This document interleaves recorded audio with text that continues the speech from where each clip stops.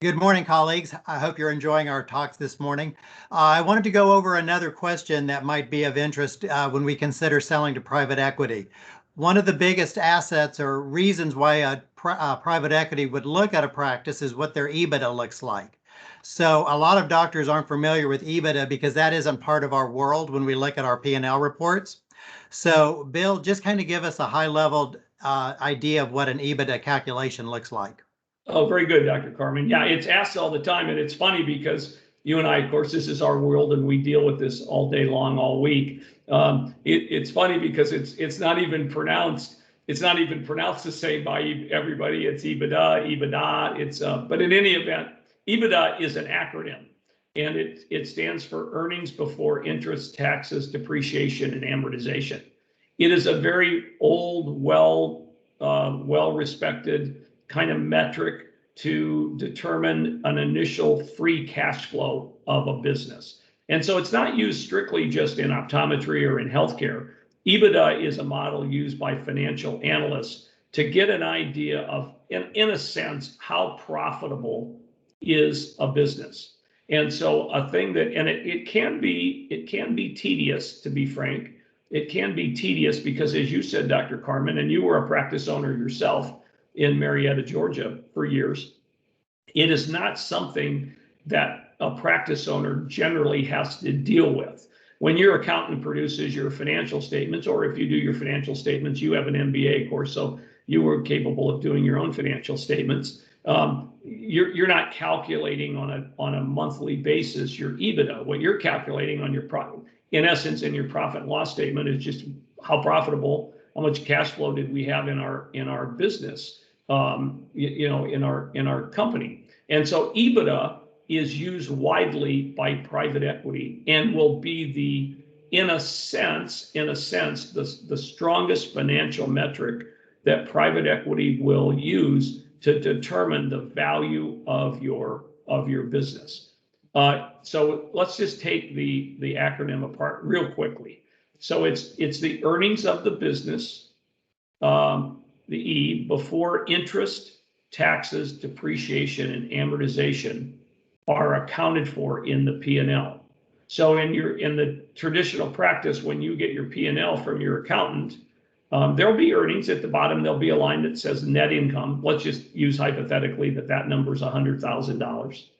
And then private equity will take that number, the earnings, and they will add back to that interest. They'll add back taxes, depreciation, and amortization. And they will get a sense of how profitable the business is. And let's just say in our calculation here this morning that we started with $100,000 of earnings. And let's just hypothetically say those other elements were another $50,000. So our EBITDA in the practice now is $150,000. But here's the thing that's very important for all of our doctor listeners this morning. In the calculation, what private equity uses as their final determination for value is really adjusted EBITDA. And there's one final adjustment. Regardless of what the doctor owner, the selling optometrist owner, is going to pay himself or herself, most of your private equities are going to pay you 15 to 17% of your production after you sell the practice. So let's just take a practice.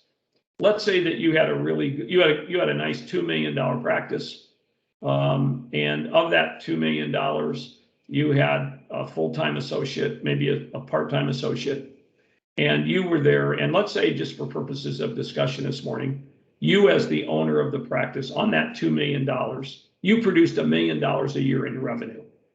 So once private equity calculated the company, the business, the practice EBITDA, they would then say, well, Dr. Carmen, we have to hire you back after the sale.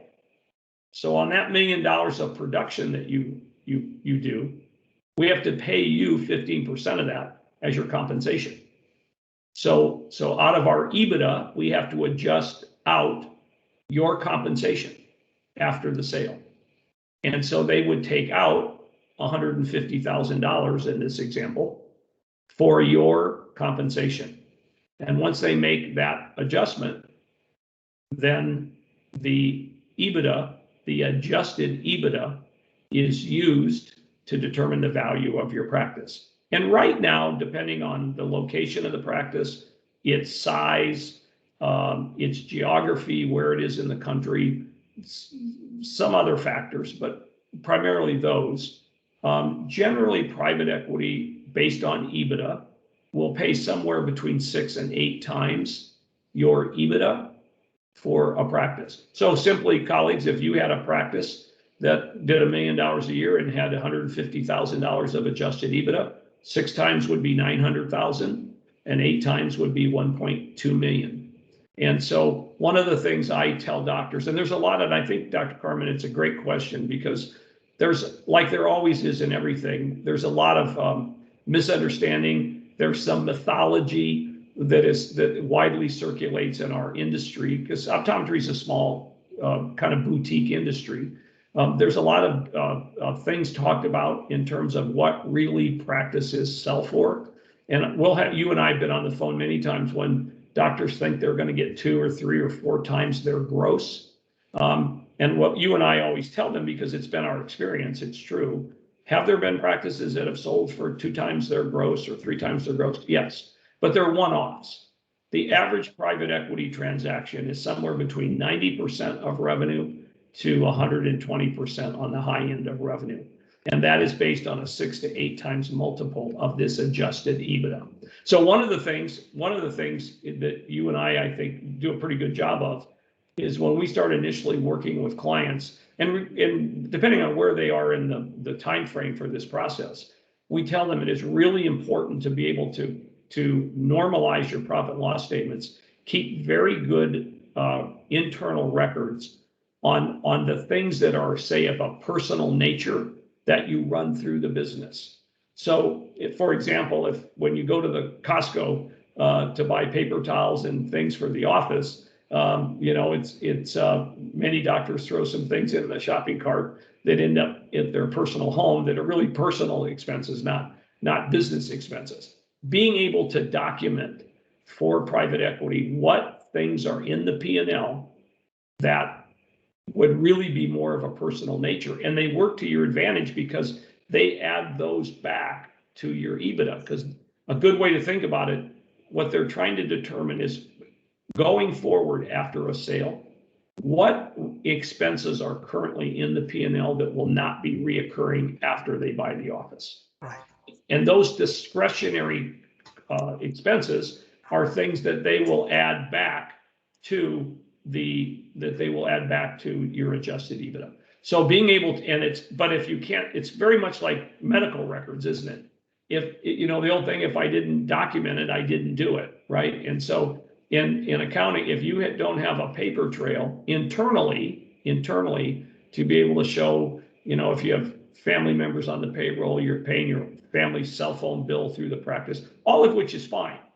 And everybody, that those are common practices in when you own your own business. And so getting that, and a big one is if you own your own building, making sure that your rent is normalized to fair market value, regardless of what you charge the practice, because that's an adjustment private equity will make as well. So EBITDA is just really gives us, and the key factor is adjusted EBITDA, because you are going to stay on and work after the sale of the practice.